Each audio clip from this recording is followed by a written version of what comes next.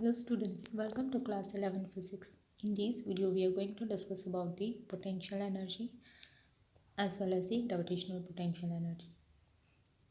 Now first of all let us see what is the potential energy. Potential energy is the stored energy which is due to the position of the body.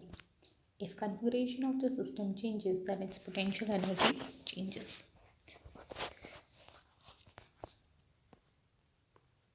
Now let us see the gravitational potential energy. Multiplication of weight of the body and its height from the surface of the earth is called the gravitational potential energy relative to the surface of the earth. Now let us take an example. Suppose a ball of mass is lie down of the earth's surface. Then the gravitational force acting on it is mg. M is the mass of the ball and g is the gravitational force. So the weight acting on it is mg. Now, if we lift this ball in the upward direction, say by height h,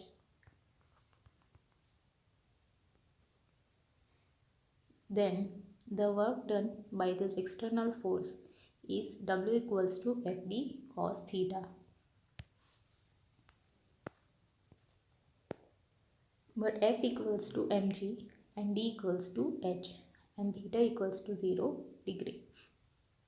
Because here the displacement as well as the force both are in same direction.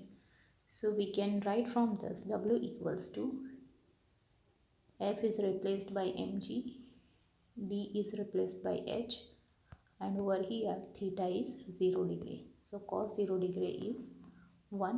So what we have is W equals to mgh. This type of amount of work is stored as gravitational potential energy. Work done by gravitational force W equals to minus mgh. Therefore, magnitude of gravitational potential energy is equal to the negative value of work done by the gravitational force. Here, the gravitational potential energy at height h, which is denoted by Vh, is equals to minus mgh. Here, as you can see, Vh is the gravitational potential energy. Now, taking derivative of that, we get dVh upon dh equals to minus mgh, because taking derivative on both the sides of this equation, we get dVh by dh, that is taking the derivative with respect to the h, d by dh minus mgh. Here mass and g, that is gravity, is constant, so taking it outside, minus mg dh by dh. So this becomes 1. So what we have is dVh by dh equals to minus mg, which is minus f, where F is the gravitational force and it is in the downward direction. So it is written as negative.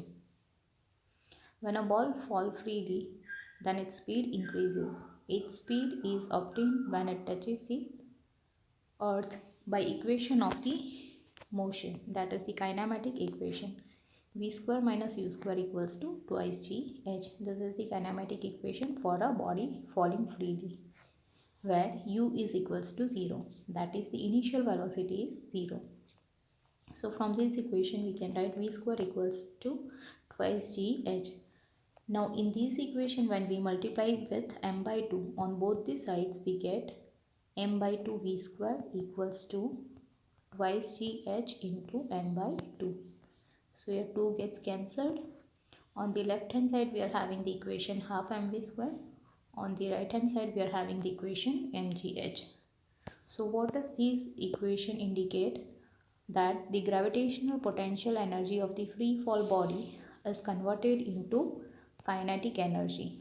That is, we can say at the height the potential energy of the body is maximum, that is when it is at rest its potential energy is maximum, and when it is falling freely, then at that time its potential energy decreases, and as the speed increases we can say the kinetic energy increases. So potential energy, when it increases, kinetic energy decreases, and when the potential energy decreases, kinetic energy increases.